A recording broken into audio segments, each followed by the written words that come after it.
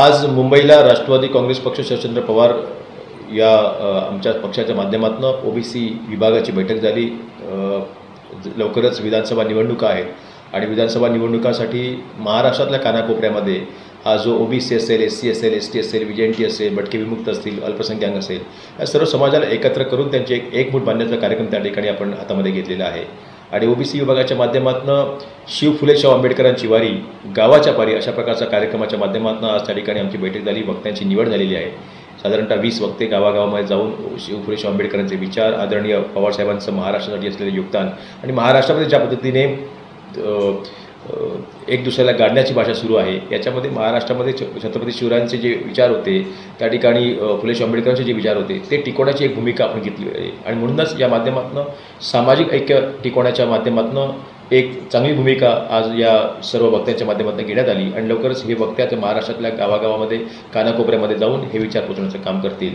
याच्यापैकी एक आमचे फैजल शेख इक्बालजी आहेत, ज्यांना आत्ताच आम्ही आमच्या राष्ट्रवादी काँग्रेस पक्ष ओबीसी विभागाच्या माध्यमातून प्रदेश संघटक सचिव अशा एका मोठ्या भूमिकेत मोठ्या जबाबदारीतून त्या ठिकाणी घेतलेलं आहे।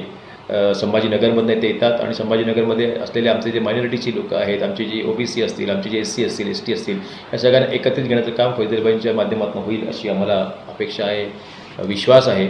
आणि फैजलबाई त्याचप्रमाणे तिथल्या स्थानिक नेते असतील, त्या ठिकाणी स्थानिक पदाधिकारी असतील, यांना एकत्रित घेऊन येणाऱ्या काळामध्ये विधानसभेच्या सोबतच जिल्हा परिषद असेल, नगरपंचायत, पंचायत समिती, नगरपालिका असतील, एक मोठं यश पक्षाला ते घेऊन देतील असे मला विश्वास देखील त्यांच्या बाबतीमध्ये आहे। फैजलबाई, आज मुंबईला तुम्ही आला, तुमचं मनापासून मी स्वागत करतो आणि पक्षाकडून एवढी अपेक्षा करतो की येणाऱ्या काळामध्ये आपण पक्षाला एक मोठी ताकद निर्माण करून द्याल। या वक्त्याच्या माध्यमातून आपली निवड झालेली आहे।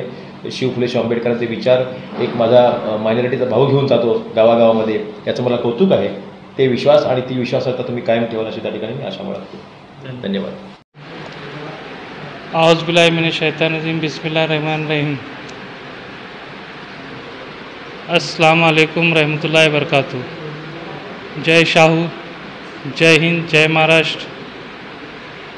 मैं शेख फैसल मोहम्मद इकबाल, औरंगाबाद, हमारी राष्ट्रवादी कांग्रेस पार्टी शरद पवार गट के माननीय प्रदेश अध्यक्ष ओबीसी सेल के राज राजापुरकर सर ने हमारी ओबीसी सेल के ऊपर महाराष्ट्र संगठक सचिव पद पर आज नियुक्ति की गई।